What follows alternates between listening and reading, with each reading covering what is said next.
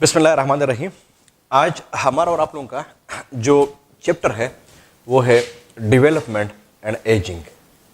Development and ageing. अगर हम और आप लोग इस चैप्टर के नाम को देख ले तो डेवलपमेंट एंड एजिंग है, लेकिन अगर आप लोग इस चैप्टर को रीडिंग दे दे तो डेवलपमेंट के साथ साथ इन्होंने एक और लफ्ज़ को भी बहुत ज़्यादा लिखा हुआ है और वो है ग्रोथ का लफ्ज़ है, ग्रोथ। इसलिए पुराने कोर्सेज में इस चैप्टर का नाम होता था ग्रोथ एंड डेवलपमेंट, लेकिन आपके कोर्सेज में इस चैप्टर का नाम है डेवलपमेंट एंड एजिंग। लेकिन इस चैप्टर के अंदर फिर भी इन्होंने डेवलपमेंट के साथ साथ ग्रोथ के लफ्ज़ को भी बहुत ज़्यादा मेंशन किया हुआ है, डिस्क्राइब किया हुआ है। इसलिए हम और आप लोग ज़रूर इन दो अल्फाज को डिस्क्राइब करेंगे कि ग्रोथ का मतलब क्या होता है, डेवलपमेंट का मतलब क्या होता है। ये समझना बहुत ज़्यादा ज़रूरी है, क्योंकि ईटा में भी इनमें फ़र्क होता है इन अल्फाज में, और इनके अलावा इस चैप्टर को अगर हम और आप लोग समझेंगे तो उनके लिए भी इन दो अल्फाज का समझना थोड़ा ज़रूरी होता है। सो ग्रोथ और डेवलपमेंट होता क्या है। फॉर एग्ज़ाम्पल, अगर हमारे साथ ये कोई एक सेल है, हमारे साथ कोई एक सेल है और इस सेल को मैं नाम दे रहा हूं कि ये कोई पेरेंटल सेल है। अगर पेरेंटल सेल है इसमें कोई शक नहीं है, हमारे बॉडी का सेल है तो अंडरस्टूड बात है वो तो फिर डिप्लॉइड होगा, अंडरस्टूड बात है वो तो फिर 2n वाला होगा, अंडरस्टूड बात है उसमें फिर 46 क्रोमोसोम्स भी होंगे। अगर इसके अंदर सेल डिवीजन हो जाए और उस सेल डिवीजन को हम आमतौर पे माइटोसिस ही कहते हैं, ये हो जाए तो फिर तो इससे दो डॉटर सेल हमारे साथ बन जाएंगे। इन डॉटर सेल में क्रोमोसोम का नंबर कितना होगा उतना ही पेरेंटल जैसे होगा, क्योंकि ये तो माइटोसिस है तो फिर ये भी डिप्लॉइड होगा, हाँ ये भी डिप्लॉइड होगा, ये भी 2n वाला होगा, ये भी 2n वाला होगा, इसमें भी 46 क्रोमोसोम्स होंगे, इसमें भी 46 क्रोमोसोम्स होंगे। तो ये बात हम और आप लोग बार बार हम और आप लोगों ने पढ़ ली है कि अगर हमारे साथ पेरेंटल सेल है, हाँ इसके अंदर माइटोसिस हुआ तो दो डॉटर सेल हमारे साथ बन जाएंगे। इन दो डॉटर सेल्स के अंदर उस वक्त तक फिर किसी किस्म की सेल डिवीजन नहीं होगी जब तक कि इनका साइज पेरेंट के सेल के साइज तक ना पहुंच जाए। जब हो जाए फिर इसके अंदर फिर ये सेल डिवीजन जो है ये फिर शुरू हो जाएगा।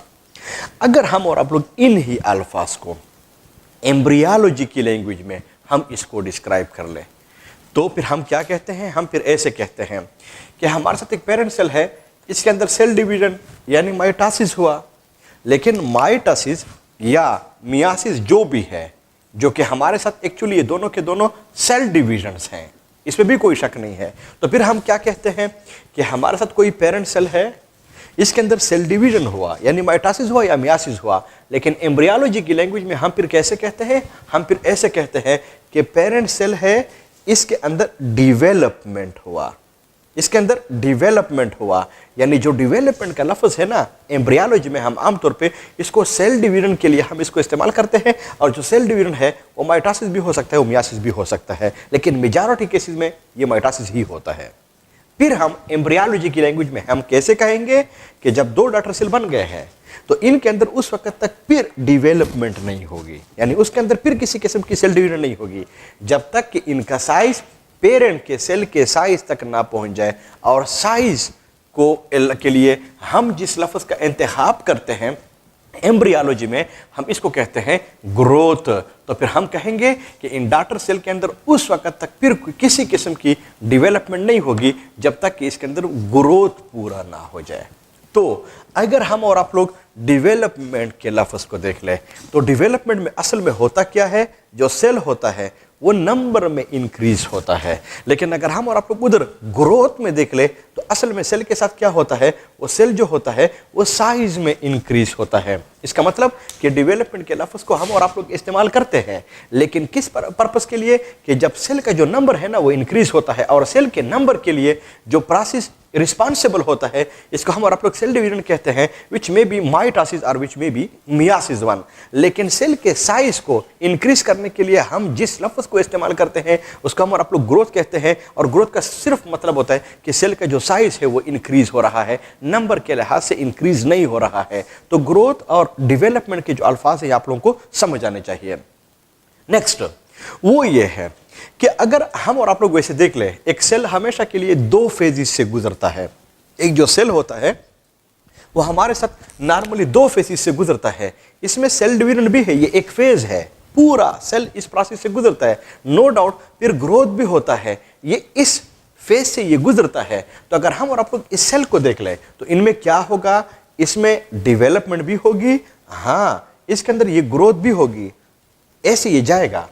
तो अगर आप लोग सेल को देख ले, इसके पूरे लाइफ हिस्ट्री में एक साइकिल से पास होता है, तब जाके हम इसको कहते हैं कि सेल साइकिल जो होता है, यानी सेल साइकिल जो होता है, इनमें दो मेन फेजेस होते हैं। इनमें डेवलपमेंट भी होता है, इनमें ग्रोथ भी होता है, और इस डेवलपमेंट और ग्रोथ ये दो फेजेस होते हैं जो कि सेल के साइकिल के अंदर प्रेजेंट होते हैं। चूंकि ये एक मरतबा पुराने कोर्सेज से ईटा में ये बात आई हुई थी कि अगर सेल साइकिल को आप लोग देख ले तो उसमें तो दो फेजेस तो होते हैं, लेकिन इनमें पहला क्या होगा, यानी पहले डेवलपमेंट होगा कि पहले ग्रोथ होगी, पहले क्या होगा सेल के अंदर, कौन सी चीज होनी चाहिए। तो आप लोग थोड़ा खुद भी इसके ऊपर सोचे। लेकिन चूंकि क्लास है ही नहीं कि हम और आप लोग इसके ऊपर डिस्कस कर ले, मैं आप लोगों से पूछूं, हम और आप लोग वो इंटरेक्शन कर ले, मैं ही आप लोगों को जवाब दे देता हूं कि अगर आप लोग सेल साइकिल को देख ले तो इसमें पहली क्या चीज होनी चाहिए। नो डाउट वो सेल जो होता है इसमें पहले ग्रोथ होगी, यानी सेल के अंदर पहले ग्रोथ, और ग्रोथ का मतलब पहले इसका साइज पूरा होगा, पहले ये मैच्योर होगा, तब जाके इसके अंदर ये डेवलपमेंट होगी। तो डेवलपमेंट हो जाए फिर ग्रोथ होगी, ग्रोथ के बाद फिर डेवलपमेंट होगी, लेकिन पहले क्या होगा, पहले ग्रोथ होगा तब जाके फिर डेवलपमेंट होगा। तो इधर पे वो वाली बात नहीं है कि पहले मुर्गी थी कि पहले अंडा था, इधर पे ये बात अंडरस्टूड है कि पहले ग्रोथ होगी फिर डेवलपमेंट होगी। लेकिन अगर आप थोड़ा इसके बारे में सोचे तो मालूम ऐसे होता है, इससे पहले डेवलपमेंट होगी फिर ग्रोथ होगी। कुछ स्टूडेंट्स का ये ओपिनियन होगा, कुछ स्टूडेंट्स का ये ओपिनियन होगा कि नहीं पहले ग्रोथ होगी फिर डेवलपमेंट होगी। लेकिन मैंने आप लोगों को बता दिया है कि पहले ग्रोथ होगी फिर डेवलपमेंट होगी, तब जाके आपके बुक ने बड़ा खूबसूरत सेंटेंस भी इसके लिए लिखा हुआ है, growth is ऑफनली accompanied by development one। इसका मतलब कि ग्रोथ के बाद आमतौर पे डेवलपमेंट जो है ये फिर हो जाता है। ये तो कहीं पूछा गया तो फिर आप लोगों को पता होना चाहिए कि पहले ग्रोथ होगा फिर डेवलपमेंट होगी। जो दूसरी बात है वो ये है, अगर मैं आप ही से पूछो, जब मैं कहता हूं ना कि मैं आप लोगों से पूछ रहा हूं, तो बेशक आप उस टाइम पे इसको पास कर ले, इसको आप लोग स्टॉप कर ले, थोड़ा आप लोग सोचे, फिर आप मुझे आंसर दे दे, खुद दे दे, फिर मेरा वाला आप सुनने कि मैं क्या कह रहा हूं। वो मेरा क्वेश्चन आप लोगों से ये है कि ग्रोथ और डेवलपमेंट, पहले तो ग्रोथ हुआ, लेकिन ग्रोथ और डेवलपमेंट में सेल साइकिल में ज्यादा टाइम कौन लेगा, यानी ग्रोथ ज्यादा टाइम लेगा कि डेवलपमेंट ज्यादा टाइम लेगा। इसमें भी कोई शक नहीं है कि जो ग्रोथ होता है ये ज्यादा टाइम लेता है, डेवलपमेंट कम टाइम लेता है। अगर आप लोग ह्यूमन बीइंग में भी देख ले, ग्रोथ बहुत ज्यादा टाइम लेता है, जबकि जो डेवलपमेंट होता है, जब किसी बंदे के फिर बच्चे वगैरह होते हैं, वो फिर बहुत ज़्यादा कम टाइम लेता है। इसका मतलब कि अगर आप नंबर में इंक्रीज हो रहा है तो वो कम टाइम लेता है, लेकिन जो ग्रोथ होता है ना वो फिर ज़्यादा टाइम लेता है। और एक अंदाजे के मुताबिक कि सेल साइकिल में 90% टाइम जो होता है सेल साइकिल का वो ग्रोथ का होता है, जबकि 10% टाइम जो होता है वो फिर डेवलपमेंट का होता है।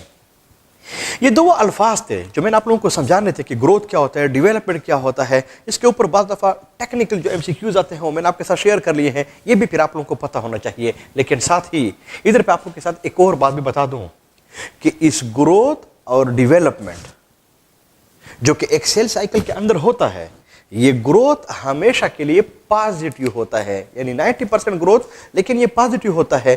सेल हमेशा के लिए साइज में इंक्रीज होता है, फिर डेवलपमेंट हो जाती है, फिर इससे वो जो सेल होता है उनमें जो चेंजेस आते हैं वो फिर पॉजिटिव आते हैं। लेकिन बाज़ दफ़ा यही सेल जो है जिसके अंदर ये ग्रोथ हो रही है, जो कि 90% टाइम ले रहा है, जो कि पहला ये होता है, जब ये चेंजेस होते हैं ये पॉजिटिव नहीं होते हैं, रिवर्स होना शुरू हो जाते हैं, नेगेटिव की तरफ जाना शुरू हो जाते हैं। पॉजिटिव और नेगेटिव से मेरा मतलब क्या है, पॉजिटिव में वो चीज़ें बनेंगी सेल के अंदर जो सेल की सर्वाइवल के लिए ज़रा ज़रूरी होंगे, उससे सेल के अंदर जो मेटाबॉलिज्म होगा वो ज़बरदस्त होगा, A1 होगा। यानी सेल के अंदर जो कुछ भी होता है बड़ा A1 होता है, वो सारी चीज़ें बनती हैं, इसमें इसका कैरियर बनता है, इसमें इसकी लाइफ बनती है। तो फिर हम कहते हैं कि सेल के अंदर पॉजिटिव चेंजेस आ रहे हैं। जिस तरह के आप लोग हैं, आपके अंदर अब पॉजिटिव चेंजेस आ रहे हैं, आपने 9th-10th को क्रॉस किया, आपने FSC कर लिया, आप ईटा करेंगे, आप लोग MBBS में जाएंगे, फिर जॉब आएगी। तो ये सारे के सारे जो होते हैं ये फिर पॉजिटिव चेंजेस होते हैं। लेकिन एक टाइम आ जाता है कि आप रिटायर्ड हो जाते हैं, तो फिर वही जो आपकी लाइफ होती है रिटायरमेंट के बाद, उसमें नेगेटिव चेंजेस आना शुरू हो जाते हैं, बीमार पड़ना शुरू हो जाते हैं, कुछ और हो जाता है, फाइनेंशियली आप वीक हो जाते हैं, आपके अंदर वो एनर्जी नहीं होती, तो फिर हम कहते हैं कि लाइफ के अंदर नेगेटिव चेंजेस आ रहे हैं। इसी तरह से अगर आप लोग देख ले, सेल के अंदर डेवलपमेंट एंड ग्रोथ है, मैक्सिमम ग्रोथ है, ग्रोथ पॉजिटिव होगा किसी सेल के अंदर, यानी सेल के अंदर वो चीजें बनेगी जिससे वो ठीक होगा, A1 होगा, तो फिर हम कहते हैं कि ग्रोथ पॉजिटिव है, ऊपर की तरफ जा रहा है। लेकिन यही ग्रोथ किसी भी सेल के अंदर नेगेटिव भी शुरू हो जाता है, यानी नेगेटिव में फिर वो इसके अंदर इस तरह के एंजाइम्स बनते हैं, इस तरह के केमिकल्स बनते हैं, इस किस्म के मेटाबॉलिक रिएक्शंस होते हैं कि वो सेल की सर्वाइवल के लिए ठीक नहीं होते, सेल की एक्टिविटी के लिए ठीक नहीं होते, सेल के जो लाइफ टाइम होता है इसको कम कर लेते हैं। तो हम फिर कहते हैं कि सेल के अंदर नेगेटिव ग्रोथ हो रही है, नेगेटिव चेंजेस आ रहे हैं। तो अगर सेल के अंदर जो ग्रोथ है वो कहीं नेगेटिव हो जाए, डिक्लाइन की तरफ होना शुरू हो जाए, तो फिर हम इसको कहते हैं कि अब इस सेल की एजिंग शुरू हो गई है, ये बूढ़ा हो रहा है। और ह्यूमन बींग्स के बॉडी के अंदर पहले भी मैंने आपके साथ ये बात शेयर की हुई थी कि 75 ट्रिलियन तक सेल हमारे बॉडी के अंदर प्रेजेंट होते हैं। अगर 75 ट्रिलियन सेल्स के अंदर ये फिनोमेनन शुरू हो जाए, तो फिर जो बंदा होता है इनमें फिर एजिंग शुरू हो जाती है। इसलिए आपकी बुक ने ये बड़ा खूबसूरत लफ्ज़ लिखा हुआ है कि जो ग्रोथ होता है इनमें और कोई चीज़ नहीं होती, इनमें ये जो शाबाश से सारा कुछ होता है, जो ग्रोथ होता है सेल साइकिल में, अगर ये नेगेटिव की तरफ जाना शुरू हो जाए तो फिर हम आमतौर पे इसको एजिंग कहते हैं। इसलिए इस चैप्टर में हम और आप लोग ग्रोथ और डेवलपमेंट के बारे में भी पढ़ेंगे, साथ साथ एजिंग के बारे में भी हम पढ़ते हैं कि फिर ये एजिंग वगैरह क्या होते हैं।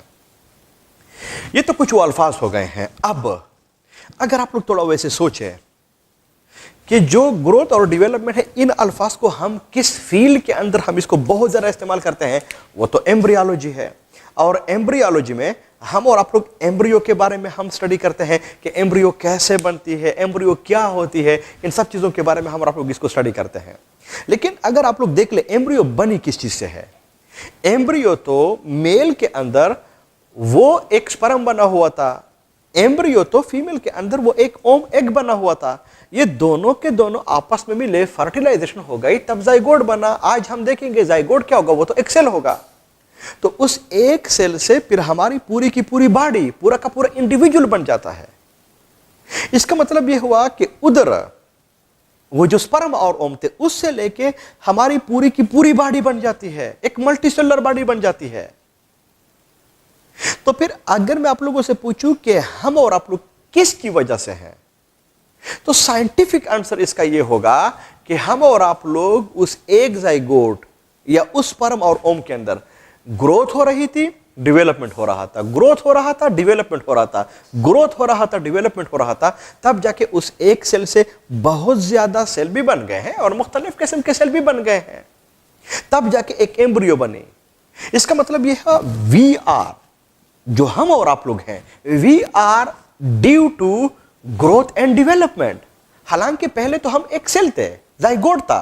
तो उस जाइगोट के अंदर क्या हुआ, तो उस जाइगोट के अंदर यह हुआ कि हमारे अंदर शाबाश है, हमारे अंदर उस एक सेल के अंदर ग्रोथ और डेवलपमेंट हो रही थी, ग्रोथ और डेवलपमेंट हो रही थी, ग्रोथ और डेवलपमेंट हो रही थी। तब जाके एंड पे एक मल्टीसेलर और एक कॉम्प्लेक्स बॉडी बन गए। तो फिर शॉर्टकट हम और आप लोग कह सकते हैं कि हम और आप लोग on the basis of growth and development है। नेक्स्ट वो ये है कि फर्स्ट ईयर में था कि सेकेंड ईयर में था, कोई पोएम हुआ करता था, ये इंग्लिश के अंदर था और विलियम वर्ड्सवर्थ के विलियम शेक्सपियर ने इसको लिखा हुआ था। वो ये था कि जब इंसान की पैदाइश हो जाए एक मर्तबा, तो ये जो दुनिया होती है ये आपके लिए एक स्टेज का काम करती है और इसके ऊपर आप लोग आ जाते हैं, आपकी पैदाइश हो जाती है और आप वहां पे 7 मुख्तलिफ किस्म के रोल को परफॉर्म कर लेते हैं। और जब आप 7 रोल को परफॉर्म कर लेते हैं, तब आपकी जो एग्जिस्टेंस होती है, वो एक्टिंग होती है इस दुनिया के ऊपर, वो खत्म हो जाते हैं, तब बंदे की डेथ अकर हो जाती है। इसका मतलब कि जब हमारे और आप लोग की पैदाइश हो जाए, तो फिर हम और आप लोग वो 7 रोल, 7 स्टेजेस को हर एक बंदे इसको क्रॉस करता है, तब जाके ये फिर खत्म हो जाता है। वो 7 स्टेजेस उसने वहां पे डिस्क्राइब किए हुए हैं, हम और आप लोग को डिस्क्राइब करने की जरूरत नहीं है। लेकिन एम्ब्रियोलॉजी के बेस पे जब हमारी और आप लोग की पैदाइश नहीं हुई थी, तो पैदाइश के लिए हम और आप लोगों को बनने के लिए भी 7 स्टेजेस चाहिए होते हैं। इसका मतलब कि 7 स्टेजेस के थ्रू हम और आप लोग बन जाते हैं। जब बन जाते हैं, पैदाइश हो जाए, तो फिर वो 7 स्टेजेस हम और आप लोग खत्म कर लेते हैं, क्रॉस कर लेते हैं, तब फिर हम और आप लोग खत्म हो जाते हैं। इसका मतलब कि 7 स्टेजेस हमारे बनने के लिए भी है, और वो 7 स्टेजेस 7 स्टेजेस वो हमारे पैदाइश के बाद भी होते हैं, जिसकी वजह से फिर हम और आप लोग खत्म हो जाते हैं। तो वो जो 7 स्टेजेस होते हैं जो दुनिया के ऊपर हम और आप लोग इसको परफॉर्म करते हैं, 7 स्टेजेस जो हैं वो कौन कौन से हैं, उनके डेप्थ में हम और आप लोग नहीं जाएंगे। लेकिन अगर आप लोग इस चैप्टर के लिहाज से देख ले तो हम और आप लोग इसको जरूर डिस्कस करेंगे कि एम्ब्रियोलॉजी में एम्ब्रियो को बनने के लिए वो 7 स्टेजेस कौन कौन से हैं, जिसकी वजह से कोई एम्ब्रियो बन जाती है। लेकिन एम्ब्रियो के बनने के लिए उन सेल के अंदर, उस जाइगोट के अंदर ग्रोथ और डेवलपमेंट का होना बहुत ज्यादा जरूरी होता है। तब मैं शॉर्टकट कह सकता हूं कि on the basis of growth and development हमारे बॉडी में सारे उस एक सेल के अंदर यानी जाइगोट के अंदर 7 स्टेजेस अगर हो जाते हैं, तब जाके एक एम्ब्रियो बन जाती है। उस एम्ब्रियो से जब बेबी वगैरह बन जाता है, उसकी पैदाइश हो जाए, तब जाके वो 7 स्टेजेस को क्रॉस कर लेता है, तब जाके उसकी फिर एग्जिस्टेंस खत्म हो जाती है। तो वो जो 7 स्टेजेस है जो एम्ब्रियो के बनने के लिए जरूरी होते हैं, जो कि on the basis of growth and development है, वो कौन कौन से हैं वो आपके कोर्स के अंदर है। और पूरा चैप्टर हमारा है ही इसी के ऊपर, सारे टॉपिक्स इसके अंदर समराइज हो जाएंगे, हमारे कवर हो जाएंगे। इसलिए आप इसको सही तरीके से समझने की कोशिश कर ले। बुक में ऐसे इन्होंने नहीं लिखा हुआ है कि वो 7 स्टेजेस हैं और ये वाले वह हैं। हाँ, इनमें बुक में ये जो अल्फाज हैं इन्होंने इनको मेंशन जरूर किए हुए हैं, लेकिन इसमें वो तरतीब नहीं है। हम और आप लोग इसको डिस्क्राइब करेंगे, डिटेल हम इसकी पढ़ेंगे, लेकिन तरतीब में हम करेंगे। लेकिन वो जो तरतीब होगी उसके थ्रू अगर हम और आप लोग जाएंगे तो फिर आखिर में हमारे साथ एक एम्ब्रियो जो है ये फिर बन जाएगी। तो इसलिए मैं यहाँ पे हेडिंग दे रहा हूं कि on the basis of growth and development, growth and development, वो 7 स्टेजेस जो हैं वो हम और आप लोग इनको अगर डिस्क्राइब करेंगे तो उन 7 स्टेजेस में से वो पहला स्टेप क्या होता है, 1 बाय 1 अगर हम और आप लोग इसको डिस्कस करेंगे तो जो पहला होता है वो है गेमीटोजेनेसिस। हर एक को हम और आप लोग डिस्कस करेंगे। जो दूसरा स्टेप होता है इसको हम और आप लोग कहते हैं फर्टिलाइजेशन, और फर्टिलाइजेशन के लिए आपके बुक ने एक और लफ्ज भी लिखा हुआ है, वो है कंसेप्शन का। जबकि जो तीसरा होता है इसको हम और आप लोग कहते हैं क्लीवेज। बाज़ दफ़ा हम इसको सेगमेंटेशन भी कहते हैं और बाज़ दफ़ा हम इसको सेलुलेशन भी हम और आप लोग इसको कहते हैं। जो चौथा स्टेप होता है इसको हम और आप लोग ब्लास्टुलेशन कहते हैं। जो 5वां स्टेप होता है इसको हम और आप लोग गैस्ट्रुलेशन हम और आप लोग इसको कहते हैं। जबकि जो 6वां स्टेप होता है इसको हम और आप लोग ऑर्गेनोजेनेसिस हम और आप लोग इसको कहते हैं। जबकि जो 7वां और लास्ट स्टेप होता है वो है ऑर्गन्स एंड टिश्यू स्पेशलाइजेशन। यानी ये 7 स्टेप्स होते हैं जो कि एम्ब्रियो के बनने के लिए ज़रूरी होते हैं। हम और आप लोग 1 बाय 1 हम इसको लेंगे, कोर्स के अंदर हैं भी, ऐसा तरतीब नहीं है, ये तरतीब आपको पता होना चाहिए। 1 बाय 1 हम लेंगे, आखिर में हमारे साथ कोई एम्ब्रियो जो है ये फिर बन जाएगी और इंशाल्लाह इससे हमारा पूरे जितने भी ये टॉपिक्स होंगे मोस्टली हमारे इस चैप्टर के कवर भी हो जाएंगे। गेमेटोजेनेसिस, अगर कहीं मैं आप लोगों से पूछूं कि गेमेटोजेनेसिस का मतलब क्या होता है, तो जो गेमेटोजेनेसिस का जो लफ्ज़ है इसका एक ही मतलब है, वो है फॉर्मेशन ऑफ गेमीट्स। लेकिन ये लफ्ज़ भी आप लोग आपके ज़हन में होना चाहिए कि गेमीट भी बड़ा लफ्ज़ है, मोटा लफ्ज़ है। ये गेमीट्स मेल के अंदर भी होते हैं और इनको हम और आप लोग मेल गेमीट्स कहते हैं, और फीमेल वाले भी होते हैं, इनको हम और आप लोग फिर फीमेल गेमीट्स हम और आप लोग इसको कहते हैं। ये जो मेल के गेमीट्स होते हैं इनको हम और आप लोग सिंपली स्पर्म्स कहते हैं, जबकि जो फीमेल के गेमीट्स होते हैं इनको हम और आप लोग एग या ओम हम और आप लोग इसको कहते हैं। यू नो कि जो स्पर्म होते हैं इसके फॉर्मेशन को, यानी फॉर्मेशन ऑफ स्पर्म्स, इसको हम और आप लोग कहते हैं स्पर्मेटोजेनेसिस। जबकि जो शाबाश है, जबकि जो ओम्स होते हैं फॉर्मेशन ऑफ एग आर ओम जो होता है इसको हम और आप लोग कहते हैं ooजेनेसिस हम और आप लोग इसको कहते हैं। तो स्पर्म कैसे बनता है, स्पर्मेटोजेनेसिस कैसे होती है, इसकी पूरी डिटेल हम और आप लोगों ने रिप्रोडक्शन चैप्टर के अंदर हम और आप लोगों ने पढ़ी हुई थी। इसकी पूरी डिस्क्राइब करने की जरूरत नहीं पड़ती, लेकिन फॉर्मेशन ऑफ ओम, एग कैसे बनते हैं, इसको भी हम और आप लोगों ने पूरा का पूरा डिस्क्राइब किया हुआ था, कैसे बनता है, इनको भी फिर यहाँ पे डिस्क्राइब करने की जरूरत नहीं होती। लेकिन स्पर्म हम और आप लोगों ने पढ़ा हुआ था, fish like, tadpole like, body के अंदर 4 मेन पार्ट्स होते हैं, ऐसे होता है। लेकिन वहां पे न्यूक्लियस था, और जो न्यूक्लियस था वो हेप्लाइड था। जो ओम होता है सर्कुलर इन बॉडी, लेकिन जो न्यूक्लियस होता है वो हेप्लाइड इन बॉडी होता है, हेप्लाइड इन नेचर होता है। इसका मतलब कि गेमेटोजेनेसिस में होता क्या है, ये स्टोरी आप लोगों को याद होनी चाहिए। इनको हम और आप लोगों ने पढ़ा हुआ था। लेकिन आखिर में गेमेटोजेनेसिस में मेल्स के अंदर भी गेमिट्स बनते हैं, फीमेल्स के अंदर भी गेमिट्स बनते हैं। जो मेल के गेमिट्स हैं इनको हम और आप लोग स्पर्म्स कहते हैं, जो फीमेल के गेमिट्स हैं इनको हम और आप लोग एग या ओम कहते हैं। लेकिन स्पर्म हो या ओम हो, ये दोनों के दोनों होते हेप्लाइड इन नेचर होते हैं, जिनको मैंने वहां पे बना दिया है। तो अगर मैं फिर आप लोगों से पूछूं कि अगर कोई एम्ब्रियो बनती है तो क्या इसके लिए गेमेटोजेनेसिस का होना जरूरी होता है? बेशक इसमें कोई शक नहीं है, जरूरी भी है, और टॉप पे भी है, फर्स्ट पे भी है, यानी नंबर 1 इसका है। तब जाके ये मैंने इसको डिस्क्राइब कर लिया है, मजीद इसको डिस्क्राइब करने की जरूरत आप लोगों को नहीं पड़ेगी, क्योंकि इसको ऑलरेडी हम और आप लोगों ने डिटेल में पढ़ा हुआ है।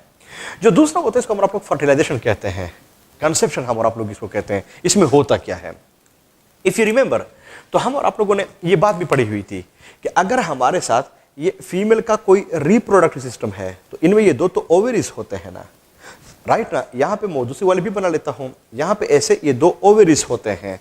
तो ये जो है जिसको मैंने बनाया हुआ है, ये तो एक ओवेरी हुई। उस ओवेरी के अंदर अगर आप लोगों को याद हो, ओवेरियन फॉलिकल थे इस तरह से, ये ओवेरियन फॉलिकल इसके अंदर प्रेजेंट थे। मैं लिखवा लेता हूँ, each and every one is called ovarian follicle. लेकिन अगर आप लोगों को याद हो, मैंने बताया हुआ था कि 1.5 लाख 1,50,000 तक ओवेरियन फॉलिकल जो है ये दोनों ओवेरीज के अंदर प्रेजेंट होते हैं, और ये बाय बर्थ यहाँ पे प्रेजेंट होते हैं। फिर हम और आप लोगों ने बात पढ़ी थी कि ओवेरियन फॉलिकल में होता क्या है, फॉलिकल होता है, सेल की एक लेयर होती है, लेकिन उसके अंदर हमारे साथ वो प्राइमरी oocyte बीता, अगर आप लोगों को याद हो, इसको कलेक्टिवली हम और आप लोगों ने ये बात पढ़ी हुई थी। फिर हम और आप लोगों ने ये बात भी पढ़ी हुई थी कि जब ओवेरियन फॉलिकल के अंदर इसमें वो मियासिस और माइटोसिस, वो पूरी स्टोरी हम और आप लोगों ने पढ़ी हुई थी। तो इधर पे 2 चीजें बन गई थी, एक हमारे साथ सेकेंडरी oocyte बना हुआ था, और साथ में एक फर्स्ट पोलर बॉडी भी थी, इफ यू रिमेंबर। तो फिर हम और आप लोगों ने उधर पे पढ़ी हुई थी ये बात कि फीमेल्स के रिप्रोडक्टिव सिस्टम में ये जो एग्स होते हैं, ओम्स होते हैं, जो कि सेकेंडरी oocyte होता है, ये फीमेल के बॉडी के मंथली साइकिल में जिस स्टेज पे ये रिलीज होते हैं, यानी जिस स्टेज पे ये निकलते हैं इससे, शाबाश है, वो इसको मैं ब्लैक सा बना रहा हूं और इसको मैं कह रहा हूं कि ये वो सेकेंडरी oocyte है। लेकिन जिस स्टेज में ये निकला हुआ था उसको आप लोगों ने मेटाफेज 2 कहा हुआ था, इफ यू रिमेंबर। लेकिन जो सेकेंडरी oocyte था, जो मेटाफेज 2 वाला था, ये था हेप्लाइड। ये सारी बातें हम और आप लोगों ने डिस्कस की हुई थी। इसी के साथ पीछे को वो जो फर्स्ट पोलर बॉडी होती है, जो स्मॉल होती है, इसको भी मैंने बना दिया है, ये भी इनके साथ रिलीज हो जाती है, फर्स्ट पोलर बॉडी भी रिलीज हो जाती है। और जो फर्स्ट पोलर बॉडी है, नो डाउट ये भी फिर हेप्लाइड होगी, क्योंकि सारा कुछ इसी से बन जाता है। तो जो कोई चीज इससे निकल गया, ये वाला जो इससे निकल गया है, पीछे जो कोई चीज रह गई, अब हम उसको ओवेरियन फॉलिकल नहीं कहते, उनसे तो चीजें निकल गई हैं। अब इस ओवेरियन फॉलिकल को हम फिर नाम चेंज कर लेते हैं, और इसको हम फिर कहते हैं ग्रेफियन या ग्रेफाइन फॉलिकल, हम इसको कहते हैं। इसका मतलब ये हुआ कि ओवेरियन फॉलिकल से ग्रेफाइन फॉलिकल में कन्वर्ट हुआ। तो ओवेरियन फॉलिकल और ग्रेफियन फॉलिकल में फर्क क्या है कि ओवेरियन फॉलिकल में ये सारे जो सेकेंडरी oocytes थे और जो फर्स्ट पोलर बॉडी थी, ये इसके अंदर प्रेजेंट थी। लेकिन जब ये इनसे निकल गए हैं तो फिर हम इसको ओवेरियन फॉलिकल हम इसको नहीं कहते, इसको हम फिर ग्रेफियन फॉलिकल का लफ्ज जो है ना, फिर हम इसके लिए इस्तेमाल करेंगे। तो ग्रेफियन फॉलिकल के अंदर क्या होगा, कुछ नहीं होगा, ये एम्प्टी इन नेचर होता है। लेकिन ये जो ग्रेफियन फॉलिकल होता है, ये सेक्रेटरी इन नेचर होता है। सेक्रेटरी से मेरा मतलब ये है कि ये ग्लैंडुलर इन नेचर होता है। अंडरस्टूड बात है, ये किसी चीज को तो सीक्रेट करेगा, ग्लैंड का काम कर रहा है, हार्मोन को तो सीक्रेट करेगा। उस हार्मोन को फिर हम और आप लोग कहते हैं एस्ट्रोजीन, हम इसको कहते हैं। इसका मतलब ये हुआ कि जो ग्रेफियन फॉलिकल है, ये जिस हार्मोन को सीक्रेट करना शुरू कर लेता है, उसको हम और आप लोग एस्ट्रोजीन, हम इसको कहते हैं। लेकिन अगर आप लोगों को याद हो, हम और आप लोगों ने 2 हार्मोन और भी पढ़े हुए थे, एक FSH था जबकि जो दूसरा था वो LH था FSH के फीमेल के अंदर। शाबाश है। दो मेन फंक्शन मैंने आप लोगों को बताए हुए थे। नंबर 1 ये फॉलिकल्स को स्टिमुलेट करता है, और नंबर 2 ये एस्ट्रोजन हार्मोन को बनाता है। इसका मतलब ये हुआ कि अगर आप लोगों को FSH हार्मोन याद हो, फॉलिकल को स्टिमुलेट करने का मतलब क्या है, रिप्रोडक्शन चैप्टर के अंदर मैंने आप लोगों को समझाया हुआ था कि जो एंजाइम का कॉम्प्लेक्स बन जाता है उसको ये FSH रिलीज कर लेता है, तब जाके उसके अंदर वो जो मियासिस होता है वो फिर से स्टार्ट हो जाता है। और नंबर 2 अगर आपने देख लिया ये एस्ट्रोजन हार्मोन को भी बनाता है, तो एस्ट्रोजन हार्मोन कौन सीक्रेट करता है, वो तो ग्रेफाइन फॉलिकल करता है। और ग्रेफाइन फॉलिकल किससे बना हुआ है, वो तो ओवेरियन फॉलिकल से बना हुआ है। लेकिन ओवेरियन फॉलिकल क्या एस्ट्रोजन को सीक्रेट करता है? नहीं करता। इसका मतलब ये हुआ कि फिर हम ऐसे कह सकते हैं कि FSH का दूसरा फंक्शन ये है कि ये ओवेरियन फॉलिकल को ग्रेफियन फॉलिकल में कन्वर्ट कर लेता है। बड़ा ही खूबसूरत इसके अंदर ये MCQ हमारे साथ बन जाता है। कहीं पूछा गया कि ओवेरियन फॉलिकल को ग्रेफाइन फॉलिकल या ग्रेफियन फॉलिकल में इसको कौन कन्वर्ट करता है, तो ये कोई एक्चुअली और नहीं होता, ये FSH ही होता है। और ये फिर एस्ट्रोजन हार्मोन को सीक्रेट करना शुरू कर लेते हैं। एस्ट्रोजन हार्मोन्स के फंक्शन क्या है मैंने बताए हुए थे, ये सेकेंडरी सेक्सुअल कैरेक्टर फीमेल्स के अंदर इनको ये कंट्रोल करते हैं। लेकिन अगर आप लोग एस्ट्रोजन को वैसे देख लें, ग्रेफियन फॉलिकल सीक्रेट करता है। ग्रेफियन फॉलिकल बना हुआ है ओवेरियन फॉलिकल से, लेकिन ये ग्रेफियन फॉलिकल प्रेजेंट कहां पे है, वो ओवेरी के अंदर है। इसका मतलब कि जो ओवेरी है वो इसने एक हार्मोन को सीक्रेट करना भी शुरू किया, जिसको हम और आप लोग एस्ट्रोजन हम इसको कहते हैं। एस्ट्रोजन का सिर्फ और सिर्फ ये फंक्शन नहीं है कि ये सेकेंडरी सेक्सुअल कैरेक्टर्स को भी कंट्रोल करेगा, सिर्फ ये नहीं है। मैंने उधर आप लोगों को बताया था कि इसके कुछ और फंक्शन भी इधर पे आ जाएंगे। उन फंक्शन में से क्या क्या है कि जो एस्ट्रोजन होता हार्मोन होता है जो कि यहाँ पे बनना शुरू हो जाता है, वो इधर ओवेरी से नीचे यूट्रस को आता है। यह हार्मोन नीचे यूट्रस को आता है, और यूट्रस के अंदर यू नो के वहाँ पे 3 लेयर्स होते हैं। इपीमीट्रियम यानी पेरीमीट्रियम जिसको हम आप लोग कहते हैं, मायोमीट्रियम है, एंडोमीट्रियम है। नाम से जाहिर है पीरी या इपीमीट्रियम ये बाहर की तरफ होता है, मायो मिडल वाला दरमियान में प्रेजेंट होता है, एंडोमीट्रियम अंदर की तरफ प्रेजेंट होता है। तो जो अंदर वाला होता है वहां पे जो एंडोमीट्रियम होता है वहां पे फिर 2 सब लेयर्स होते हैं। इनमें से एक को हम और आप लोग बेसल कहते हैं, दूसरे को हम फिर फंक्शनल कहते हैं। ये अल्फाज आपके कोर्स के अंदर भी हैं, तो आमतौर पे मैं स्टूडेंट्स को कहता भी हूं कि प्लीज़ आप इसको ईटर में भी और इस टेक्स्ट बुक के अंदर भी बेसल के लफ्ज़ को कहीं आप लोग बेस कंसिडर ना कर ले, और फंक्शनल को हाँ आप लोग कहीं इंग्लिश के लफ्ज़ फंक्शन आप लोग इसको कंसिडर ना कर ले कि ये फंक्शनल है, बल्कि ये मेडिकल साइंस के टर्म्स है। और बेसल ये लेयर है, सेल का एक लेयर होता है, और फंक्शनल ये भी एक सेल का एक लेयर होता है। लेकिन चूंकि बेसल लेयर बेस में होता है, अंदर की तरफ होता है, तब जाके हम इसको बेसल, लेकिन फंक्शनल लेयर चूंकि इसके ऊपर प्रेजेंट होता है, तब जाके हम इसको फंक्शनल लेयर हम इसको कहते हैं। तो हम कहते हैं कि जो ओम आएगा, अगर इसकी फर्टिलाइजेशन हुई, जाइगोट बना, तो जाइगोट तो इंप्लांट होगा यूट्रस में, लेकिन यूट्रस में कहाँ पे, एंडोमेट्रियम में। लेकिन एंडोमेट्रियम में एक्चुअली कहाँ पे ये इंप्लांट होता है, बेसल के फंक्शनल लेयर के अंदर ये इंप्लांट होता है। तो इस फंक्शनल लेयर को ये एस्ट्रोजन क्या करता है, ये इसको बिल्कुल ऐसे ही करता है जिस तरह के हम और आप लोग जब खेत के अंदर सीड वगैरह बोते हैं, तो जो कोई किसान होता है उसके खेत के साथ क्या करता है कि पहले इसको थोड़ा सॉफ्ट कर लेता है बेलचे से, इसको ऐसा नहीं तो जो सॉफ्ट सा इसको बना लेते हैं, फिर इसको पानी देता है, फिर इसमें वो कोई खाद वगैरह डाल देते हैं, यानी इसको वो तैयार कर लेता है ताकि अगर आप लोग इसके अंदर सीड वगैरह डाल दें तो इसके लिए फिर मसला ना हो, उसमें फिर जो प्लांट्स वगैरह होते हैं यानी इसके अंदर जो ग्रोथ होती है ये फिर शुरू हो जाए। तो ये एस्ट्रोजन क्या करता है, ये जो एंडोमेट्रियम होता है इनमें जो फंक्शनल लेयर होता है उसके अंदर ये इस किस्म के चेंजेस लाता है, इसको वाल्वेटी करता है, सॉफ्ट कर लेता है वाल्वेट कपड़े की तरह, इसको थिक करता है, मोटा कर लेता है, इसको इसको इसमें ब्लड सप्लाई यानी जो वेसल्स होते हैं इनकी इसको ब्लड की सप्लाई ज्यादा कर लेते हैं। और अगर आप लोग इन बातों को देख लीजिए बिल्कुल ऐसे ही है कि वाल्वेटी हुआ, सॉफ्ट हुआ, जिस तरह कि वो केत को हम और आप लोग सॉफ्ट कर लेते हैं, ये थिक हो जाता है, ये क्या है, इसको ब्लड की सप्लाई ज्यादा हो जाती है। तो ये सारे के सारे चेंजेस जो है ये बिल्कुल उसी तरह से हो जाते हैं। तो इस एस्ट्रोजन के जो फंक्शन है नो डाउट वो यूट्रस में एंडोमेट्रियम में फंक्शनल लेयर के ऊपर होते हैं, तब जाके कहीं भी इसका फंक्शन पूछा गया तो सेकेंडरी सेक्सुअल कैरेक्टर के अलावा कोई भी फंक्शन हो लेकिन रिलेटेड हो यूट्रस के एंडोमेट्रियम के फंक्शनल लेयर के साथ, लेकिन ऐसी कि उसके लिए तैयारी हो, यानी वो जो जाइगोट आएगा उसके लिए तैयारी हो कि इसको कौन शाबाश से थिक बनाएगा, कौन इसको क्या है ब्लड की सप्लाई ज्यादा करेगा, कौन हार्मोन इसको क्या है प्योर इसको रेड बना देगा, कौन हार्मोन इसके साथ फंक्शन लेयर के साथ ये करेगा, कौन कौन, तो सारे आखिर में एस्ट्रोजन ही हमारा बन जाता है। तो एस्ट्रोजन ही के ये फंक्शन होते हैं। तो साथ में फिर ये सारा कुछ यहाँ पे शुरू हो जाता है, क्योंकि उधर पीछे से जो ओम आ रहा है हो सकता है वो फर्टिलाइज हो जाए। तो ये फिर ऐसे होगा। अब फॉर एग्जांपल हम इमेजिन कर रहे हैं कि जो सेकेंडरी oocyte है, ये जो मेटाफेज-2 वाला है, जो मेटाफेज-2 वाला है जो कि हेप्लाइड है, ये ऐसे आएगा तो ओविडक्ट में। तो ओविडक्ट के अंदर तो मैंने आप लोगों को फीमेल के रिप्रोडक्टिव सिस्टम के अंदर एक मोटी बात समझाई हुई थी कि ये फर्टिलाइजेशन के लिए इंपॉर्टेंट है। अगर होगा तो फर्टिलाइजेशन इधर ही होगा, किसी और जगह पे फर्टिलाइजेशन नहीं हो सकता। लेकिन अगर यहां पे भी होता है तो ये बात भी मैंने आपके साथ शेयर की हुई थी कि एंटीरियर 1/3 पोर्शन में इस फर्टिलाइजेशन के चांसेस बहुत ज्यादा होते हैं, मिडिल में थोड़े कम होते हैं, पोस्टीरियर में और कम होते हैं। लेकिन एक मर्तबा वो एग ये वाला सेकेंडरी oocyte यूट्रस को पहुंच गया, अगर इधर पे स्पर्म अवेलेबल भी है, फिर भी इनके अंदर वो जो फर्टिलाइजेशन होती है ये फिर पॉसिबल नहीं होती, ये नहीं हो सकता। यहां पे वो चांसेस बिल्कुल जीरो हो जाते हैं। लेकिन अगर मेल और फीमेल के बीच में मैं उस केस को डिस्क्राइब कर रहा हूं, इस टाइम पे मीटिंग हुई है, अगर मीटिंग हुई है तो फिर जो मेल्स होते हैं वो तो फीमेल के बॉडी के अंदर जहां पे स्पर्म्स को छोड़ता है वो तो यूट्रस से पहले छोड़ देता है।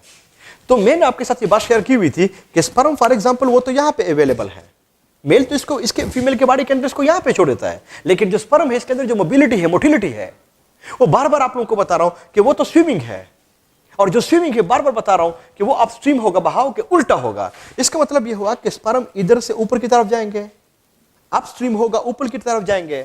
तो जब ये ऊपर की तरफ जाते हैं तो अगर इधर से वो सेकेंडरी oocyte आ रहा है, इधर पे इसको स्पर्म मिल गया है, तो स्पर्म इस टाइम पे क्या कर लेता है, वो हेड इसके ऊपर एक क्रोमोसोम, उसमें वो हायालुरोनिडेज एंजाइम उसको सीक्रेट कर लेता है। जो ही उसको सीक्रेट कर लेता है, इस सेकेंडरी oocyte के मेम्ब्रेन को ये परमिएबल बना लेता है, और जो ही इसको परमिएबल बना लेता है, वो जो स्पर्म होता है वो अपना न्यूक्लियस इस एग को दे देता है। जब इस सेकेंडरी oocyte को अपना न्यूक्लियस स्पर्म दे देता है तो फिर अंदाजा लगा दे कि सेकेंडरी oocyte हेप्लाइड था, स्पर्म ने अपना हेप्लाइड न्यूक्लियस इसको दे दिया है। जब दे दिया है तो फिर तो ये 2n हो गया है, ये तो डिप्लॉइड हो गया है। अब ये जो डिप्लॉइड एग होता है, शाबाश है, इसको अब हम कहते हैं कि ये एग है, इसको अब हम कहते हैं कि ये शाबाश ओम है। लेकिन जो एग है, ओम है, वो फर्टिलाइज्ड है, फर्टिलाइज हुआ है।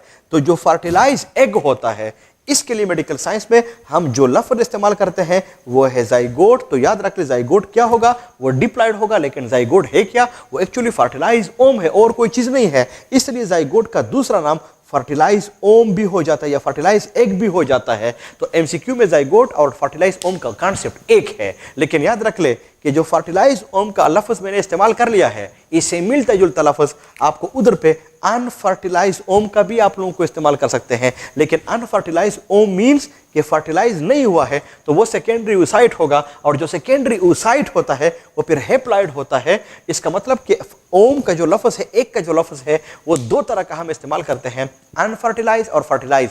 अनफर्टिलाइज वाला हेप्लॉइड होगा, फर्टिलाइज वाला डिप्लॉइड होगा। फर्टिलाइज जो है उसका दूसरा नाम जाइगोट भी है।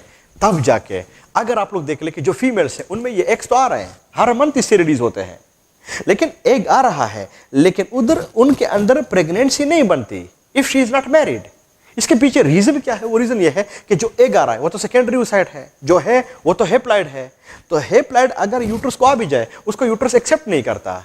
क्यों? इसलिए कि हमारा जो ऑरिजिन है, जो हम और आप लोग हैं, वी आर डिप्लॉइड। तो अगर हेप्लॉइड एग को उसने एक्सेप्ट किया, प्रेगनेंसी बनी, तो जो बेबी बनेगा, जो एम्ब्रियो बनेगी, वो तो फिर डिप्लॉइड नहीं होगी, वो तो हेप्लॉइड होगी। इसलिए यूट्रस के अंदर ये कमाल है, ये जेनेटिकली होता है। तब ये जो सेकेंडरी oocyte है, हेप्लॉइड है, तो फिर तो इसको यूट्रस एक्सेप्ट नहीं करेगा। डिप्लॉइड हुआ यानी जाइगोट बना या फर्टिलाइज ओम बना, तब जाके इसको यूट्रस एक्सेप्ट भी कर लेगा।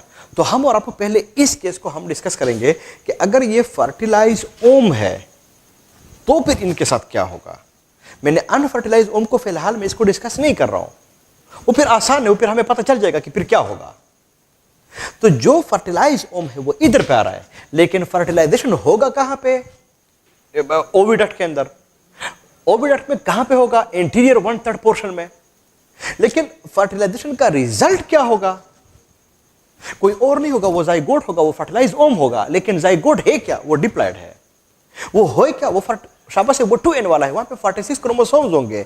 इसलिए मैं ग्रीन मार्कर से आपको बता देता हूं, ऐसे लाइन लगा लेता हूं कि जो फर्टिलाइजेशन है, इसका जो एंड प्रोडक्ट हुआ वो जाइगोट हुआ, या जाइगोट का दूसरा नाम फर्टिलाइज्ड ओम या एग हुआ। और नो डाउट ये होगा क्या? ये 2n होगा, इसमें 46 क्रोमोसोम्स होंगे और ये होगा भी डिप्लॉयड। ये पॉइंट्स आपके ज़हन में होने चाहिए।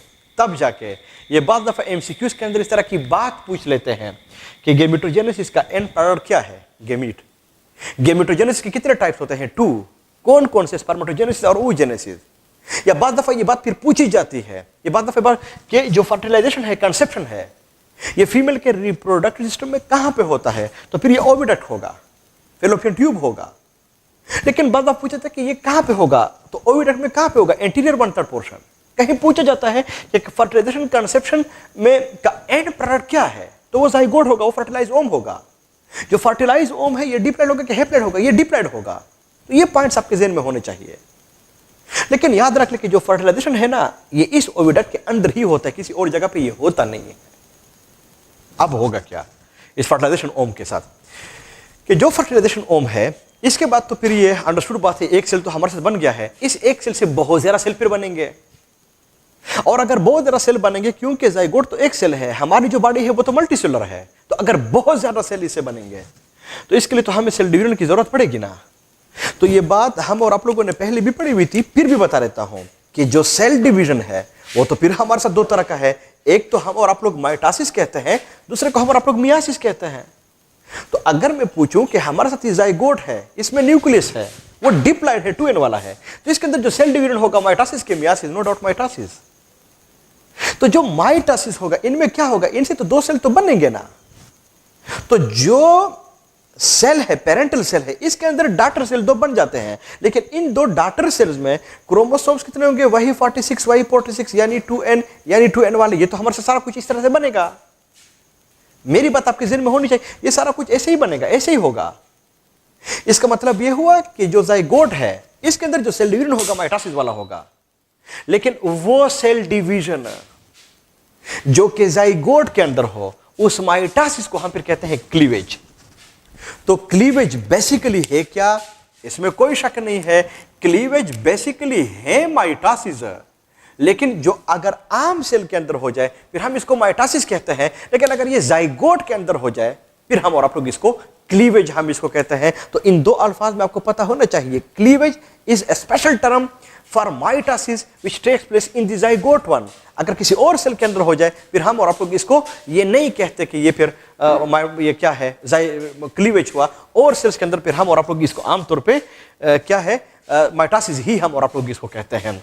इसका मतलब ये हुआ कि इस जाइगोट के अंदर एज ए रूल जो होगा वो माइटोसिस होगा, हाँ वो होगा क्लीवेज होगा। अब अगर हम और आप लोग देख लेते हैं, फॉर एग्जांपल हमारे साथ ये कोई एक जाइगोट हमारे साथ बन गया है। मैं जाइगोट को इसको ऐसे शो कर रहा हूं, जाइगोट हमारे साथ बन गया है, तो इसको मैं नाम दे रहा हूं जाइगोट। लेकिन जो जाइगोट है इसमें न्यूक्लियस है, ये है कौन सा वाला? वो 2n वाला हुआ। लेकिन अब ये जो जाइगोट है, ये जिस सेल का फंक्शन परफॉर्म कर रहा है वो तो पेरेंट सेल हुआ ना, पेरेंटल सेल हुआ ना। लेकिन उस पेरेंटल सेल को मैंने एक खास नाम दे दिया जाइगोट का। तो इस जाइगोट के अंदर क्लीवेज होगा। अगर क्लीवेज होगा तो दो सेल बनेंगे, वो डॉटर होंगे, और जो डॉटर सेल्स होंगे वो नो डाउट वो दोनों के दोनों डिप्लॉयड, क्योंकि तो माइटोसिस है। लेकिन इन डॉटर सेल्स को आपके कोर्स ने फिर और खास नाम दिए हुए हैं, और इनको हम फिर कहते हैं ब्लास्टोमियर्स। इसका मतलब यह हुआ कि अगर मैं पूछूं कि ब्लास्टोमियर्स क्या है, ये इन डॉटर सेल्स को खास नाम दिया गया है। लेकिन ब्लास्टोमियर्स क्या है? शाबाश है, ये एक्चुअली इस जाइगोट से जो डॉटर सेल बन गए हैं इनको हम फिर ब्लास्टोमियर्स कहते हैं। लेकिन ब्लास्टोमियर डिप्लॉयड होंगे कि हैप्लॉयड होंगे? वो डिप्लॉयड होंगे। तो फिर हम इसको ऐसे डिस्क्राइब करेंगे कि जाइगोट है, इसके अंदर क्लीवेज हुआ, दो ब्लास्टोमियर बने। तो टेक्निकली हम और आप लोग इसको ऐसे डिस्कस करेंगे। लेकिन अगर ये आम सेल होता तो फिर हम कहते कि पेरेंटल सेल है, माइटोसिस हुआ, दो डॉटर सेल बने। लेकिन इधर पे हम और आप लोग इसको टेक्निकली डिफाइन करेंगे। लेकिन नेक्स्ट पॉइंट ये है कि आम सेल है, माइटोसिस हुआ, दो डॉटर सेल बने, वो दो डॉटर सेल सेपरेट हो जाते हैं। इधर पे जो दो डॉटर सेल्स होते हैं, जिनको हम और आप लोग ब्लास्टोमियर्स कहते हैं, जिनको मैंने बोर्ड के ऊपर ऐसे आइसोलेट बनाया हुआ है, ये आइसोलेट नहीं होते, ये ऐसे आपस में अटैच होते हैं।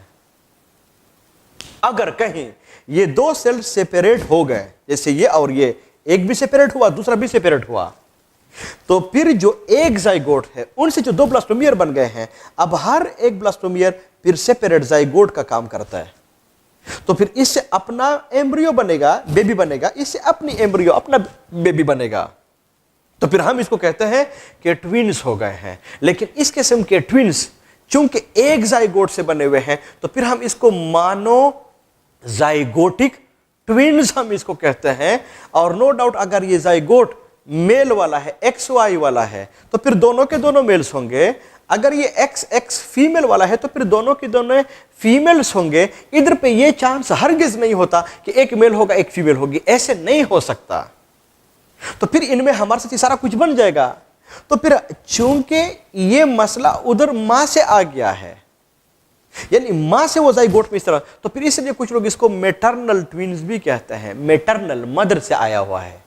और जो मैटरनल होते हैं, जो मैं बता रहा हूं, जो कि इस तरह से होगा, जो कि मां की तरफ से होगा, जो कि मोनोजाइगोटिक है, और दोनों के दोनों एक जैसे हैं, दोनों फीमेल है, दोनों मेल, तब जाके कुछ लोग इसको आइडेंटिकल भी कहते हैं। इसका मतलब कि मोनोजाइगोटिक, आइडेंटिकल और मैटरनल के अल्फाज इनका मतलब एक होगा। हाँ, बाज दफा मंथली साइकिल में फीमेल के अंदर एक सेकेंडरी oocyte नहीं निकलता, और भी निकल जाते हैं, हो सकते हैं। तो अगर एक ये हुआ, दूसरा फिर इनके साथ ये हुआ, तीसरा ये हुआ, तो यू नो कि मेल एक टाइम पे कितने स्पर्म्स को एजाकुलेट कर सकता है, वो तो मिलियन बिलियन में होते हैं, मिलियन में होते हैं, बिलियन में होते हैं। तो उधर पे एक्स तो कम है, स्पर्म तो बहुत ज्यादा है, मिलियन बिलियन में है, तो फिर हर एक को स्पर्म मिल सकता है। तो अगर इनको मिलेगा तो इससे अपना बेबी बनेगा, इससे फिर अपना बेबी बनेगा, जाइगोट बन गए हैं। तो पॉसिबल है इसको वाई वाला स्पर्म मिल गया, तो फिर ये XY ये मेल होगा, इसको X वाला मिल गया तो XX ये फीमेल हो जाएगी, ये XX कोई XY कोई और हो जाएगा। तो इनमें फिर इस तरह के कॉम्बिनेशन हमारे साथ बन सकते हैं। एक मेल है, दो फीमेल है, एक मेल एक फीमेल है, ये हो सकते हैं। तो इनमें फिर चूंकि जाइगोट डिफरेंट बन गए हैं, तो फिर ये मोनोजाइगोटिक नहीं हो जाएगा, हेटेरोजाइगोटिक हो जाएगा। लेकिन मसला कहां से आ गया है? फ्रेटर्नल, फादर की तरफ से, उधर पे जरा स्पर्म ने पार्टिसिपेट किया, तो इनको हम फिर फ्रेटर्नल ट्विन्स कहते हैं। लेकिन ये आइडेंटिकल नहीं होते, ये नॉन आइडेंटिकल ट्विन्स होते हैं। तो इस तरह की भी कॉम्बिनेशन जो है हमारे साथ बन सकती है। लेकिन मैटरनल और फ्रेटर्नल में फर्क क्या हुआ, वो फिर आप लोगों को भी पता होना चाहिए, मेरे अल्फाज से आप लोगों को फिर पता होना चाहिए। चलो, हम उस केस में नहीं जा रहे हैं, हम ऐसे कह रहे हैं कि ये सेपरेट नहीं हो गए हैं, दो ब्लास्टोमियर हमारे साथ बन गए हैं। बुक ने लिखा हुआ है कि जब फर्टिलाइजेशन हो जाए, यानी जाइगोट बन जाए, इसके 36 आवर्स के बाद ये पहला क्लीवेज हो जाता है। और जब ये पहला क्लीवेज हो जाएगा, तो फिर कितने ब्लास्टोमियर हमारे साथ बन जाएंगे? 2। तो फिर इसके बाद ये जो क्या है क्लीवेज होता है, ये फिर ऐसा नहीं होता कि फिर 36 आवर्स के बाद होगा, नहीं, फिर शुरू हो जाता है, कम टाइम लेता है। और जाके फिर नंबर जो होता है वो डबल होता जाता है। जैसे 1 सेल से 2, सो 2 से 4, 4 से 8, 8 से 16, 16 से 32, 32 से 64, 64 से 128, 128 से 256। ये नंबर डबल होता जाता है हर एक क्लीवेज पे। तब जाके ये बात भी आपके ज़हन में होनी चाहिए कि ऐसा नहीं होता कि 2 सेल है, 2 से कहीं 3 भी बन जाए, नहीं, हर एक क्लीवेज अगर होगा तो फिर तो हर एक सेल के अंदर होगा, और अगर हर एक सेल के अंदर क्लीवेज होगा फिर नंबर भी डबल होता जाएगा। लेकिन यह भी जेनेटिकल होता है कि हर एक एनिमल में ये जो क्लीवेज होता है, ये ब्लास्टोमियर्स के एक खास सेल के नंबर तक जाता है। जैसे फॉर एग्जांपल ह्यूमन बींग्स में ये 16 पे स्टॉप हो जाएगा, 16 ब्लास्टोमियर्स बन जाएंगे, 16 सेल बन जाएंगे, फिर इसके बाद आगे नहीं जाएगा। ये जो चिक वगैरह होते हैं वहां पे 256 पे स्टॉप हो जाता है। तो ये ऐसी बात नहीं है कि इस एनिमल में ये रैंडमली जाएगा। जैसे ह्यूमन बीइंग में 16 पे स्टॉप हुआ, लेकिन अगर 16 के बाद एक भी फिर और क्लीवेज हुआ तो फिर तो हमारे साथ ब्लास्टोमियर 32 बन जाएंगे। नहीं, ऐसा नहीं होता। 16 पे ये स्टॉप हो जाएगा, चिक में ये 256 पे स्टॉप हो जाएगा, इसके बाद फिर क्लीवेज नहीं होगा। तो ये बिल्कुल ये स्पीशीज स्पेसिफिक होते हैं। ये स्पेसिफिक बातें होती, ऐसा नहीं होता कि फिर और क्लीवेज होगा, नहीं, ये स्टॉप होगा। ह्यूमन बीइंग में ये 16 पे है, तब जाके अगर आप बुक ने भी देख लो उसमें बाकायदा तौर पे लिखा हुआ है कि 2, 4, 8 और 16, ये 16 ह्यूमंस वाला है, स्टॉप हो जाता है। बट याद रख ले कि हर एक सेल को जो 16 बन गए हैं इस कॉल्ड ब्लास्टोमियर, और हर एक ब्लास्टोमियर डिप्लॉइड होगा। हो जो माइटोसिस है और जो क्लीवेज है, इसमें एक फर्क ये भी है कि अगर आप लोगों को याद हो, ये बात हम और आप लोगों ने पढ़ी हुई थी कि अगर हमारे साथ पेरेंटल सेल है, इसके अंदर माइटोसिस हो जाए, 2 डॉटर सेल बन जाए, उन 2 डॉटर सेल के अंदर उस वक्त तक फिर किसी किस्म का सेल डिवीजन नहीं होगा जब तक इसका ग्रोथ पूरा ना हो जाए। लेकिन क्लीवेज में ऐसा नहीं होता। जाइगोट है, इसके अंदर क्लीवेज हुआ, 2 ब्लास्टोमियर बन गए, इन 2 ब्लास्टोमियर के अंदर सेल डिवीजन यानी डेवलपमेंट नहीं हुई होती है। सारी इस जाइगोट के अंदर ग्रोथ जो है वो पूरा नहीं हुआ होता है कि उसके अंदर फिर क्लीवेज हो जाता है। इसका मतलब यह हुआ कि क्लीवेज में डेवलपमेंट की जो रेशो है, स्पीड है, वो तेज है, ग्रोथ स्लो है। तो क्लीवेज और माइटोसिस में एक फर्क यह भी होता है, यह भी आप लोगों को पता होना चाहिए। और इसका फायदा क्या होता है? Just one, to increase the cell number in a limited time. कम टाइम में हम इसके नंबर को बढ़ाना चाहते हैं, तब जाके याद रख ले क्लीवेज में डेवलपमेंट की रेशो तेज, ग्रोथ की स्लो। तो अगर ग्रोथ स्लो तो सेल का साइज इतना जल्दी से नहीं बढ़ेगा जितना कि सेल का नंबर बढ़ेगा जल्दी से। और जो सेल बनेंगे वो 16 बनेंगे, स्टॉप होगा, और हर एक सेल को ब्लास्टोमियर, हर एक ब्लास्टोमियर डिप्लॉइड। ये बात आपके ज़हन में होनी चाहिए। तो फिर ये हमारे साथ ऐसे बन जाता है। तो ये बात भी मैंने आपके साथ पहले भी कही हुई थी कि अगर सेल है, इसके अंदर शाबाश से डेवलपमेंट हुआ, 2 सेल बने, सेल डिवीजन हुआ, इसके अंदर ग्रोथ पूरा ना हो और फिर सेल डिवीजन हो जाए, तो फिर तो ये नॉर्मल सेल डिवीजन नहीं हुआ, फिर तो एबनॉर्मल सेल डिवीजन हुआ। And abnormal cell division is called cancer. इसका मतलब ये हुआ कि मैं तंजो मजाह में ऐसे कह सकता हूं कि क्लीवेज का मतलब अगर जाइगोट को कैंसर हो जाए, यानी एबनॉर्मल सेल डिवीजन इसके अंदर शुरू हो जाए, यानी डेवलपमेंट तेज हो, शाबाश से ग्रोथ स्लो हो, तो फिर हम और आप लोग इसको क्लीवेज कहते हैं, यानी इसको एक खास किस्म का कैंसर लग जाता है। तो मैं आमतौर पे कहता भी हूं कि कैंसर हमें पैदाइश से पहले भी हमें लग जाता है, पैदाइश के बाद भी लग जाता है। पैदाइश से पहले जो है वो जाइगोट के अंदर वो थोड़ा फायदेमंद होता है, कम टाइम में हम और आप लोग बन जाते हैं। लेकिन पैदाइश के बाद अगर हुआ तो फिर ये बहुत ज़रा कैंसर वगैरह फिर लीथल होते हैं, लाइफ थ्रेटनिंग होते हैं, खतरनाक होते हैं। तो इस क्लीवेज का फिर सारा कुछ ये मतलब होगा। अब जो हमारे साथ सेल बनेंगे वो तो 16, हर एक ब्लास्टोमियर, लेकिन साइज छोटा होगा, लेकिन हर एक सेल डिप्लॉइड होगा। तो अगर आप लोग उन 16 सेल्स को देख ले तो ये आपके साथ कुछ ऐसे होगा, 10 से 16 सेल्स आपके साथ बनेंगे, ऐसे आपस में अटैच होंगे। और अगर आप लोग इसकी लुक को देख ले तो ये बिल्कुल ऐसे होगी जिस तरह के मालबेरी, रास्पबेरी, ये जो तूत होता है, शाहतूत होता है, इसके दाना अगर आप लोग देख ले तो उसके अंदर छोटे और दाने होते हैं, बिल्कुल इसकी तरह लुक इसकी होती है। तब जाके आपके बुक ने इसके लिए जो खूबसूरत लफ्ज़ भी लिखा हुआ है वो लिखा हुआ है, शाबाश है, कि ये जो होता है हमारे साथ ये कोई बेरी शेप का बन जाए, मालबेरी, रसबेरी, इसकी तरह इसका शेप जो है ये फिर बन जाता है। तो अगर मैं पूछूं कि क्लीवेज या सेगमेंटेशन या सेलुलेशन फीमेल के रिप्रोडक्टिव सिस्टम में होता कहाँ पे है, याद रख ले, फेलोपियन ट्यूब के अंदर होता है, ओविडक्ट के अंदर होता है, ये यूट्रस वगैरह के अंदर नहीं होता। अब आप इमेजिन कर ले कि फर्टिलाइजेशन भी फेलोपियन ट्यूब के अंदर हुआ, यानी ओविडक्ट के अंदर हुआ, क्लीवेज भी उधर पे हुआ। लेकिन क्लीवेज का जो एंड प्रोडक्ट है, आखिर में प्रोडक्ट है, वो 16 ब्लास्टोमियर्स का एक मास जो कि रास्पबेरी की तरह होता है। And the mass of 16 blastomere which looks like a mulberry is simply called as the morula. इसका मतलब यह हुआ कि जो क्लीवेज है, इसका जो एंड प्रोडक्ट होगा वो फिर हमारे साथ मारूला बन जाएगा। इसलिए ये बाकी चीज़ें मैं हटा रहा हूँ, शाबाश से, इनको मैं हटा रहा हूँ, और उसी तरह से ग्रीन मार्कर से, ताकि आप लोगों को फिर पता चल जाए कि जो क्लीवेज है, सेगमेंटेशन है, सेलुलेशन है, इसका एंड प्रोडक्ट क्या होगा, वो फिर मारूला होगा। मारूला में हर एक सेल को हम क्या कहेंगे, ब्लास्टोमियर। मारूला में ब्लास्टोमियर्स होते कितने हैं, 16। हर एक सेल कैसे होता है, वो डिप्लॉइड होता है। अब क्या होता है, अब होता यह है कि इसके अंदर ब्लास्टुलेशन शुरू हो जाती है। ब्लास्टुलेशन का मतलब क्या है, इसका मतलब यह होता है कि जो 16 सेल हमारे साथ बने हुए हैं, ब्लास्टोमियर जो है, इनका साइज तो छोटा था ना, इसके अंदर ग्रोथ तो पूरा नहीं था ना, ग्रोथ तो पूरा नहीं था ना, तो इनके अंदर 16 सेल के अंदर ग्रोथ शुरू हो जाती है। लेकिन ग्रोथ याद रख ले, वो हमेशा के लिए एक जैसा नहीं होता, हमेशा के लिए वो एक जैसा नहीं होता, ग्रोथ में थोड़ा फर्क होता है। जैसे फॉर एग्जांपल 4 बाई होते हैं या 2 बाई होते हैं, वो ट्विन्स होते हैं, तो इनमें आमतौर पे एक के अंदर ग्रोथ तेज होती है, दूसरे के अंदर स्लो होती है।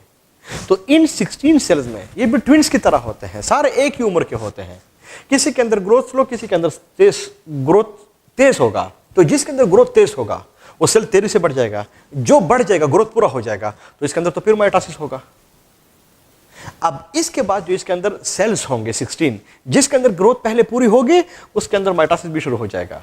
इसका मतलब कि अब जो इसके अंदर सेल डिवीजन होगा वो उस तरह से नहीं होगा जो कि इससे पहले वाले क्लीवेज के अंदर था, कि जो नंबर है वो हर एक क्लीवेज में नंबर डबल होता जाता है। अब डबल होता जाए नहीं जाएगा। अब क्या होगा कि फॉर एग्जांपल हमारे साथ 16 सेल्स हैं, एक सेल के अंदर ग्रोथ पूरी हो गई है तो फिर 17 सेल बन जाएंगे, फिर किसी अंदर के अंदर दो के अंदर पूरा हुआ, फिर 20 हो जाएंगे, फिर 25 हो जाएंगे। नंबर ऐसे डबल नहीं होगा जिस तरह के हम और आप लोगों ने इसको पहले पढ़ा हुआ था। तब जाके ये जो नंबर होता है ये बढ़ता है बढ़ता है बढ़ता है, और ये नंबर कहां तक पहुंच जाता है, 100 सेल्स तक पहुंच जाता है। क्योंकि बुक ने ये लफ्ज लिखा हुआ है कि 100 सेल्स का मास बन जाता है। तो 100 सेल हमारे साथ 16 से कैसे 100 सेल बन जाते हैं? इज इट पॉसिबल कि 16 को अगर आप इसके अंदर क्लीवेज करें तो फिर तो 32, 32 से 64, 64 से 128, तो हमारे सेल ये 128 होने चाहिए थे। लेकिन 128 इसलिए नहीं है कि इसमें जो डिवीजन है वो क्लीवेज नहीं है, आम माइटोसिस है। लेकिन आम माइटोसिस जिस सेल के अंदर पहले ग्रोथ पूरा उसके अंदर फिर माइटोसिस हो जाएगा, तब जाके ये सेल 100 सेल्स भी बन जाते हैं। तब जाके आपके बुक ने ये लिखा भी हुआ है कि 100 सेल्स बन जाते हैं। लेकिन जो हर एक सेल है इसमें कोई शक नहीं है, उसको अपन फिर ब्लास्टोमियर कहेंगे। लेकिन जो ब्लास्टोमियर होंगे इनमें फिर 2 तरह के होंगे, यानी इन 100 सेल्स में से जो ब्लास्टोमियर्स होंगे वो फिर हमारे साथ 2 तरह के होंगे।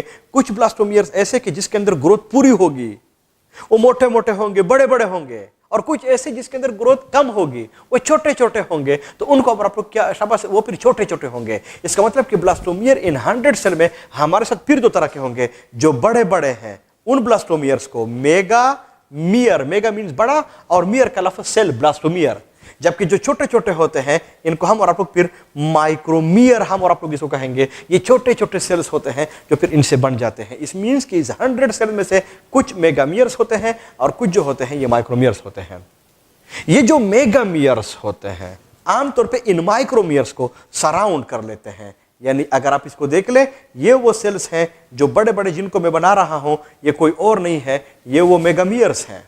जबकि इनके अंदर वो छोटे छोटे सेल्स जो होते हैं जिनको मैं बना रहा हूं, ये वो माइक्रोमियर्स हैं, जो कि इधर पे ये सारा कुछ प्रेजेंट होता है। मेरी बात आपके ज़हन में होनी चाहिए। ये जो मेगामियर्स होते हैं, मेगामियर, इसके लिए आपके बुक ने जो नाम इस्तेमाल किया हुआ है वो है ट्रोफोब्लास्ट। जबकि जो माइक्रोमियर है इसके लिए आपके बुक ने नाम इस्तेमाल किया हुआ है इनर सेल मास। ये मेगामियर और माइक्रोमियर ये पुराने कोर्सेज में होते थे। इसका दूसरा नाम ट्रोफोब्लास्ट, माइक्रोमियर का दूसरा नाम इनर सेल मास। लेकिन जो मेगामियर्स हैं ये 70 to 80% होते हैं, जबकि जो माइक्रोमियर्स होते हैं ये 20 से लेकर 30% तक होते हैं। इसका मतलब कि जो चीज बन रही है हमारे साथ, इनमें कौन ज्यादा है? इनमें मेगामियर ट्रोफोब्लास्ट के सेल ज्यादा है, माइक्रोमियर इनर सेल मास के सेल जो है ये फिर कम होते हैं। तो हमारे साथ क्या होगा, ये 100 सेल्स हैं, इन 100 सेल में तकरीबन 70 to 80 सेल्स हमारे साथ मेगामियर्स के होते हैं, जो बाहर की तरफ होते हैं, जो मोटे मोटे होते हैं। लेकिन जो छोटे छोटे होते हैं जिनको हम और आप लोग माइक्रोमियर्स कहते हैं, इनर सेल मास कहते हैं, वो 20 to 30 होते हैं, वो फिर कम होते हैं। मेरी बात आपके ज़हन में होनी चाहिए। तो ये मेगामियर्स और माइक्रोमियर्स, इनके बीच में एक कैविटी होगी, इसको हम और आपको फिर कहेंगे ब्लास्टोसील। सील मीन्स कैविटी, कोई कैविटी बन रही है। इस कैविटी के अंदर क्या होता है? कुछ नहीं होता। लेकिन ये जो इनर सेल मास होता है, यहां पे जो कैविटी होती है इसके अंदर फ्लूइड होता है, और इसको हम सादा अल्फाज में कहते हैं फ्लूइड फील्ड कैविटी। बुक ने ये लफ्ज लिखा हुआ है। ये कैविटी जो होती है इसके अंदर वो फ्लूइड जो है ना फिर प्रेजेंट होता है। नेक्स्ट वो ये है कि जो कोई चीज हमारे साथ बन रही है, ये भी याद रख ले, ये भी सारा का सारा इस ओविडक्ट के अंदर हो रहा है। अब अंदाजा लगा दे कि फर्टिलाइजेशन भी ओविडक्ट के अंदर हुआ, क्लीवेज भी, जो मारूला है वो भी इधर पे हुआ, जो ब्लास्टुलेशन है वो भी इधर ही हो रहा है। तो ये सारे स्टेप्स इधर पे होते हैं। तो फिर सारा कुछ बन जाएगा।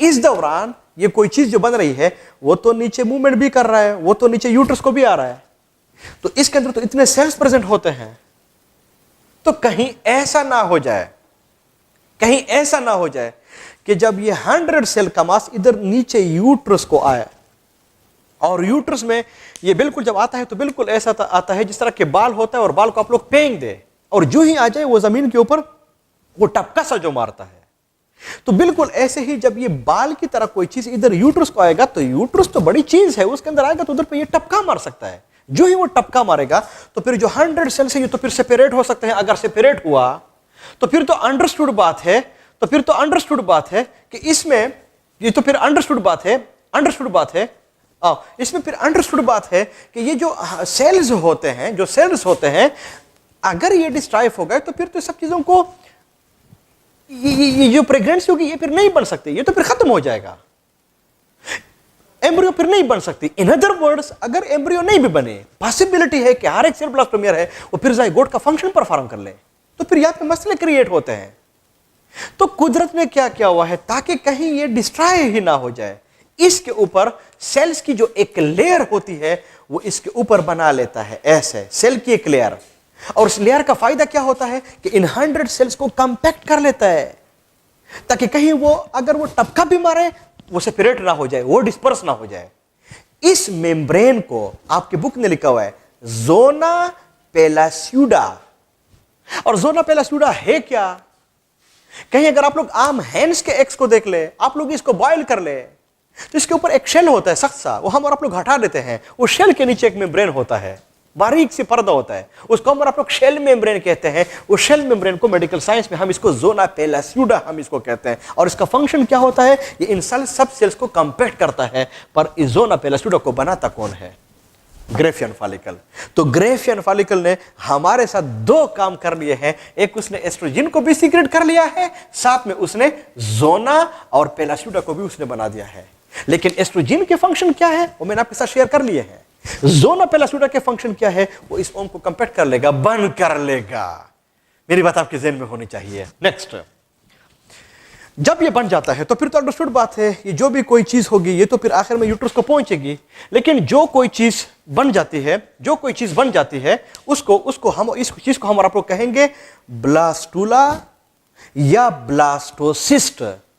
और जो ब्लास्टूला है या ब्लास्टोसिस्ट है ये क्या है, हम और आप लोग कह सकते हैं कि ब्लास्टुलेशन का जो एंड होगा इसको हम और आप लोग ब्लास्टूला या फिर हम और आप लोग इसको ब्लास्टोसिस्ट हम और आप लोग कहेंगे। और ब्लास्टोसिस्ट ये ग्रीक वर्ड है और इसका मतलब होता है sprouting. And you know sprouting क्या होता है, सीड को जब आप लोग खेत के अंदर लगा दे तो उसके अंदर स्प्राउटिंग वो फूलना शुरू हो जाता है, उसमें ब्रेकिंग शुरू हो जाती है। अब हम देखेंगे कि इस ब्लास्टूला से ये ब्लास्टूला या ब्लास्टोसिस्ट की कैसे स्प्राउटिंग हो जाती है, कैसे चीजें इससे बन जाती है। लेकिन कहीं पूछा गया ब्लास्टुलेशन का एंड प्रोडक्ट क्या है, वो फिर ब्लास्टूला है, वो फिर ब्लास्टोसिस्ट है। और ब्लास्टूला या ब्लास्टोसिस्ट का टिपिकल स्ट्रक्चर ऐसे होता है कि जोना पेलास्यूडा होगा, फिर इसके बाद मेगामियर्स होंगे, फिर इसके बाद माइक्रोमियर्स होंगे। वो टिपिकल नाम भी मैंने आपके साथ शेयर कर लिए हैं।